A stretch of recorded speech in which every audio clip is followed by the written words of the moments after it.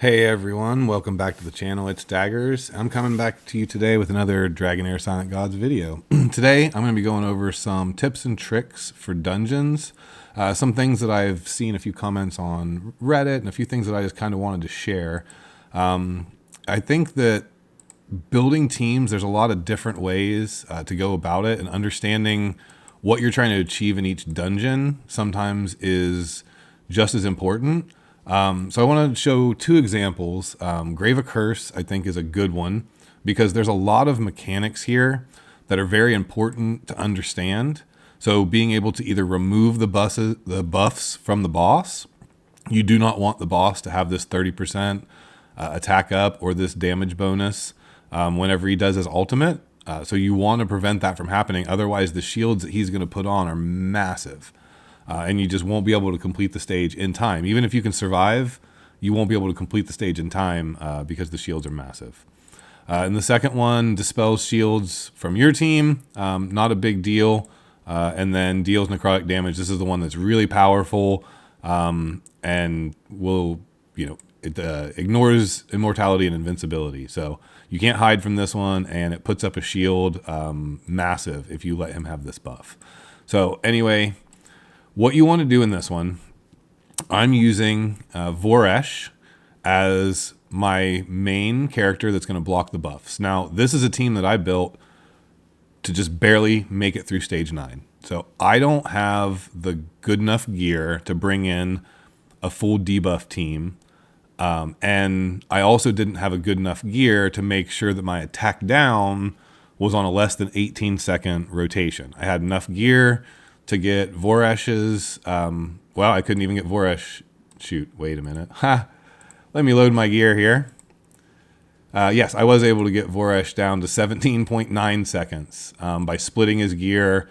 Got lucky on a couple of runes. I had to roll extra runes just to try and get him under 18 seconds. But I didn't have enough gear to get my attack down character also under 18 seconds because my runes have been terrible. I haven't gotten skill haste on any of them. So what I'm doing is I'm alternating between two attack down champions. So I have 100% uptime of attack down 2. I have Ihuquatl, at least that's how I say it. I don't know if that's the right way. Ihuquatl. She is, on her battle skill, removes all of the shield. Now, because it's on a battle skill, it's hard to time, but I find that it does the job enough. Although this is a slow fight because there will be times when if I leave it on auto, that my other characters will be attacking while the shield is up. But honestly, it's better that way because I want to make sure I'm applying the defense down so that every time this boss comes around to do his ultimate, Voresh has blocked him from getting buffs, and I've placed attack down on him. So I'm going to show you how this works. I'll show you the timings at the end. I actually set up my timing for Voresh to wait until the after the first cycle because his ultimate can't go off fast enough to block the buffs. So what I'm hoping for, and sometimes it works, is that Voresh through his attacks will strip at least one. There, he stripped one. So my team's able to survive. You can see Iola had attack down. Now Sigurd put on attack down. Voresh is going to put on block buff. So blocked the boss from getting both the attack down and the damage, or the attack up and the damage up buff. So you can see both of these buffs, neither one of them got put on his bar. And we have 100% uptime. So look at the shield. Look at how big that shield is that he's putting on. It's tiny. Ihuquatl just dispelled it. And now my team's doing damage. Now this is a slow fight. You got a 5-minute timer. This usually takes me over 4 minutes to finish. But less than 3 weeks into the season 1, using the right combination of heroes, understanding the mechanics, how to block buffs, how to apply buffs in the right order at the right times, I can beat this with suboptimal gear just through kind of sheer force of will. I may not play this entire video because there's a couple other things I want to show.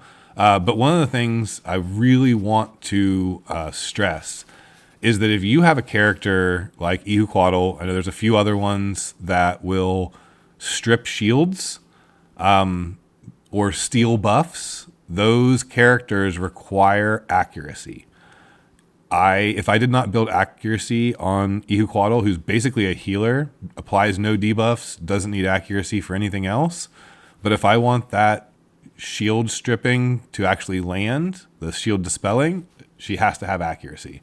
So right now, basically, other than Garius, all of my characters are built with enough accuracy to land debuff. So that's why my damage is subpar on this fight. In the future, when I have more resources, I will level up probably Clovis to replace Garius and bring in a different healer, or I'll just level up Clovis alongside Garius so I can run a full ice team in order to get all the full psychic core bonuses later in the season, and use Clovis to apply attack down and be able to time it every single time. And then with Voresh to be able to block the buffs. Those are really the two most critical things for this fight. You need to be able to block the boss's buffs, and you need to be able to put attack down on the boss before he does his ultimate. If you do that, as long as you can stay alive and beat the timer, this fight is over. So you can clearly see it's taking a long time, but we do have them, a little under half health, 2.5 minutes. This one might take the entire time, but you can get the point, right? You can see how I structured the team, what the critical debuffs were. You can see that I have accuracy, like I said, on all of them. They all have enough accuracy to land their debuffs or to strip the shields. And then from a timing, I made sure that Voresh went 5 seconds before the boss was trying to put on his buffs to guarantee that those debuffs were blocked, or his buffs were blocked.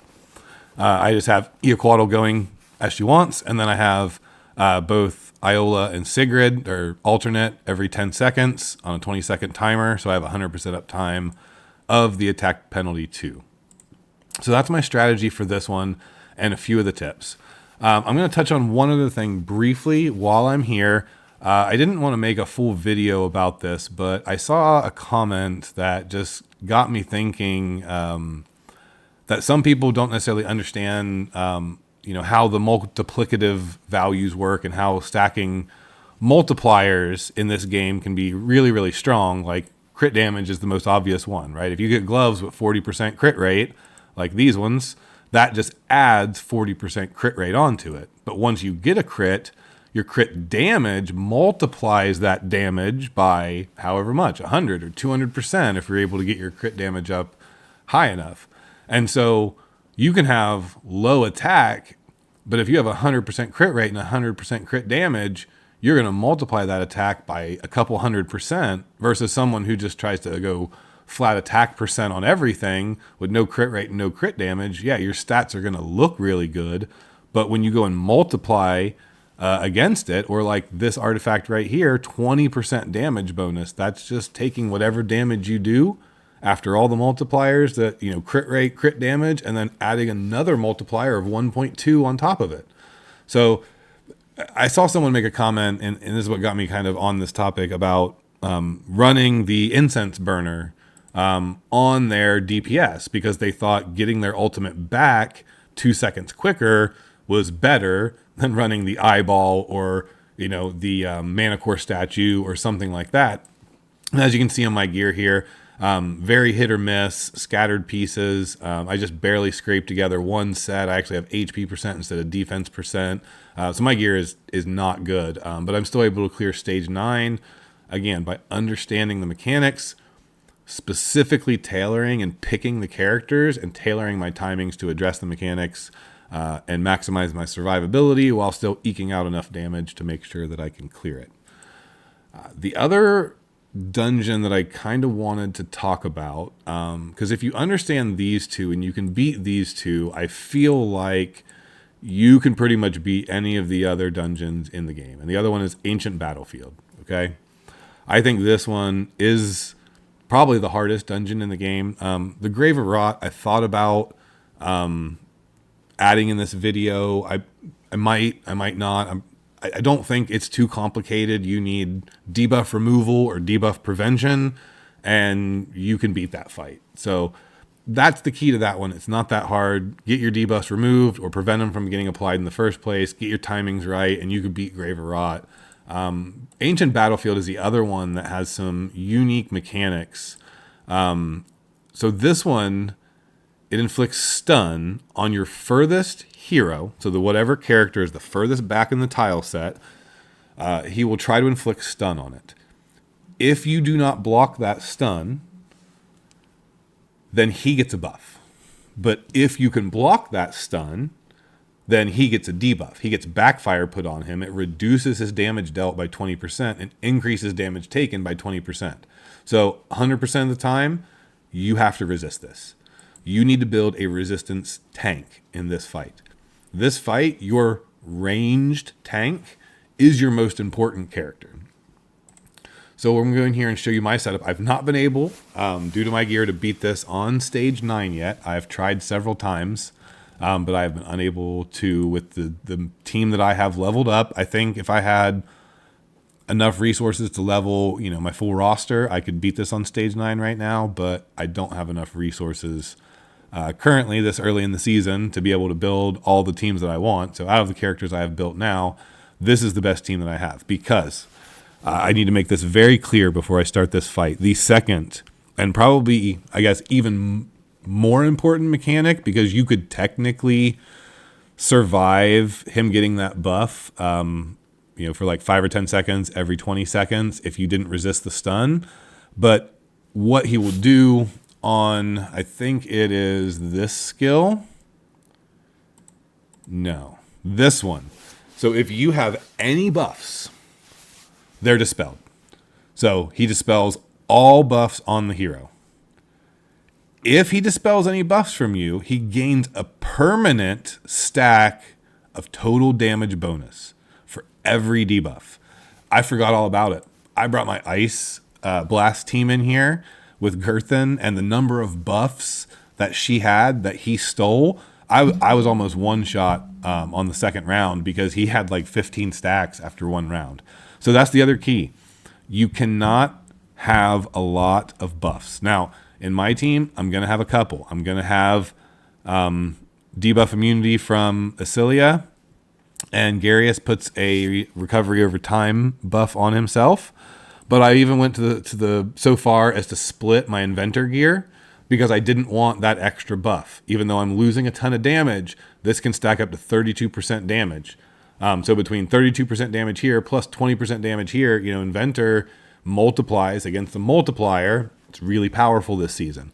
But because it's a buff that's on all the time, it was making the boss too powerful. So I had to go in and split pretty much all my gear to make sure that none of my gear was giving me buffs. I had to split the, not the Mona Lisa set, but the Cyril set. I had to split that so it wasn't giving buffs.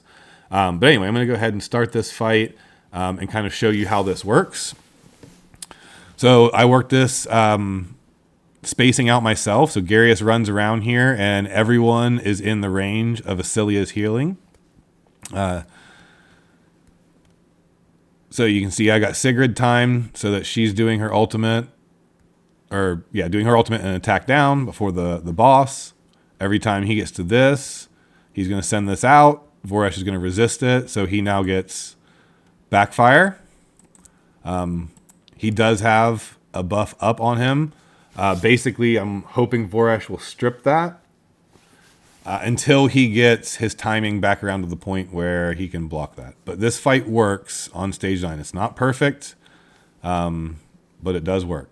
And again, I'm cycling through and trying to keep attack down up most of the time, but it looks like it didn't land that last time, so that might be a little dangerous. But you can see that Sigrid just went, and Iola again, or Lola, I like calling her Lola actually, I think that's a much better name.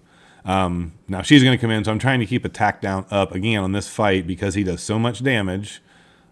Keep attack down 2 on him all the time. But it's similar in that I want Voresh to block some buffs. I want him to strip some buffs because that's one of his passives. As he's attacking, he has like a 20% chance to strip buffs from the... So you can see the boss has this buff. We're hoping that Voresh strips it before it runs... Yep, gone. Before it runs out. This is the permanent stacking buff that I was talking about. And you can see just by having a few buffs on Garius... I've also... Okay, here's the other key. I've also timed Asilia so that she goes right after he strips buffs, and then she heals, and her debuff immunity is gone before he tries to strip buffs. So these buffs that I'm getting from Acilia are not actually counting towards the stacking buff counter for the boss. So anyway, you can see I can beat this on stage 9. I can't yet beat it on stage 8. I can't yet beat it on stage 9. Maybe if I leveled Voresh all the way up to 100, but I think I just didn't have enough resistance. When I went up the next level, he was getting stunned about 50% of the time, and then he was dying. So I didn't have any resistance runes. Anyway, I'm happy with this this early in the season. I'm waiting. I don't really want to farm, these a lot until we get the double drops here. I think it's like 10 or 11 days from my server. But really, I just want to kind of go through a couple of tips here, show you how I attack what I think are two of the most difficult dungeons, at least for people to understand the mechanics, and show you how I approach it. And yeah, so you saw Lola die there. So I might have lost this one. It's not 100%. These buffs start stacking up pretty high. Maybe I had food on last time. I can't remember, but I have been able to beat this and to farm some legendary runes. But so far, not getting a lot of luck on those. But anyway, I'm going to wrap this one up here. I hope some of those suggestions, some of those tips explaining to you how I build my teams and why will be beneficial to someone, and hopefully it allows you to clear a couple higher stages of these dungeons and be able to gear out your characters better, because it's a snowball. The higher levels you can clear, the better gear you're going to get quicker. That allows you to clear higher stages, etc., and it starts snowballing until the middle and the end of the season, when you're really just farming at that point for specific pieces of gear. I just need this crit damage gloves, or I just need this, etc. Or you're looking for the perfect substats on your gear because you already have the pieces that you need, attack down chest and crit rate gloves, but they don't have the substat rolls that you're looking for, and so you're really looking to just min-max your gear. Anyway, thank you for listening to me ramble again. I appreciate, if you're still here, leaving a like and subscribing, and I will see you guys on the next one. Peace.